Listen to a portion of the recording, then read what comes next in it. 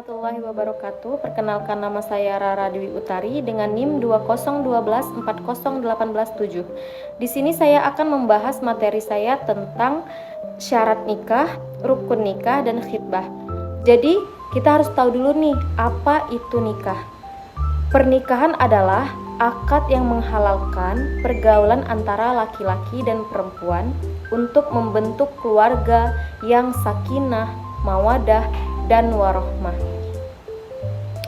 Suami istri secara hukum Undang-Undang Nomor 1 Tahun 1974, pernikahan itu adalah ikatan lahir batin antara seorang pria dengan perempuan sebagai dengan tujuan membentuk keluarga yang bahagia dan kekal berdasarkan ketuhanan yang Maha Esa.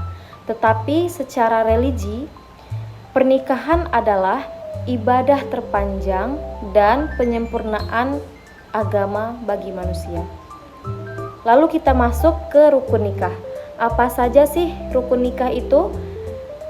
Agar pernikahan dianggap sah secara agama, yaitu agama Islam, terdapat 5 rukun ini yang wajib terpenuhi. Yang pertama adalah laki-laki yang memenuhi syarat. Yang kedua adalah perempuan yang tidak terhalang secara syar'i. Yang ketiga ialah wali nikah, yaitu ayah kandung atau pengganti yang sah. Dan yang keempat adalah 2 orang saksi, laki-laki dewasa, yaitu baligh dan adil. Yang kelima ialah ijab dan kabul, yaitu ucapan serah terima dalam akad pernikahan. Lalu kita masuk ke pembahasan selanjutnya, yaitu syarat nikah. Agar rukun bakal suami dianggap sah dalam akad, kriteria berikut mesti harus dipenuhi.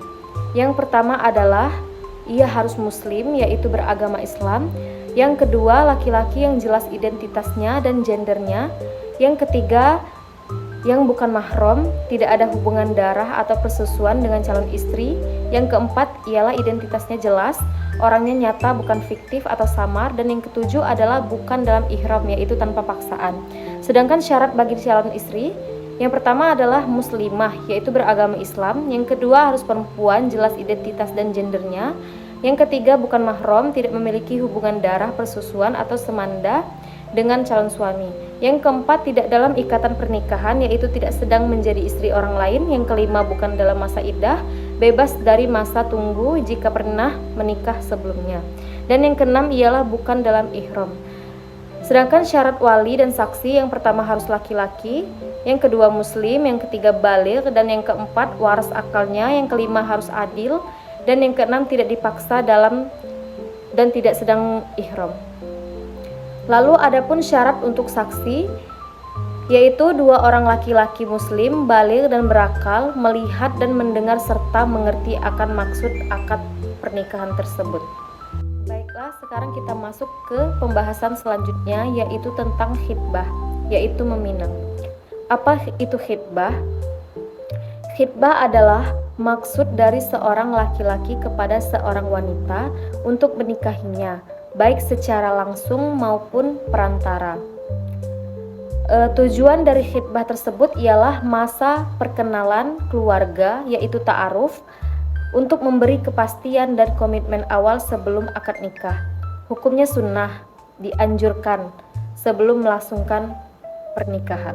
Baiklah, hanya itu materi yang dapat saya sampaikan. Jadi kesimpulannya adalah pernikahan itu merupakan ikatan suci yang mengintegrasikan aspek spiritual dan hukum untuk menghalalkan hubungan antara laki-laki dan perempuan demi membangun keluarga yang harmonis.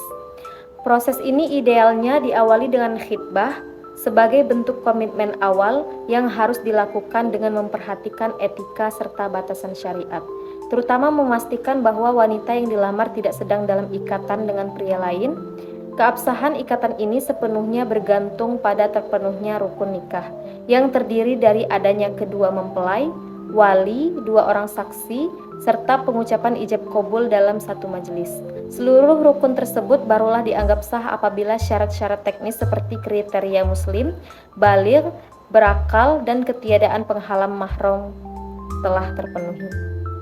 Selain kepatuhan terhadap syariat, pernikahan di Indonesia juga harus menyelaraskan diri dengan ketentuan negara terkait batas usia, minimal, dan kelengkapan administrasi sebagai bentuk perlindungan hukum bagi keutuhan rumah tangga di masa depan. Sekian dari saya, lebih dan kurang saya mohon maaf. Saya akhiri dengan wassalamualaikum warahmatullahi wabarakatuh.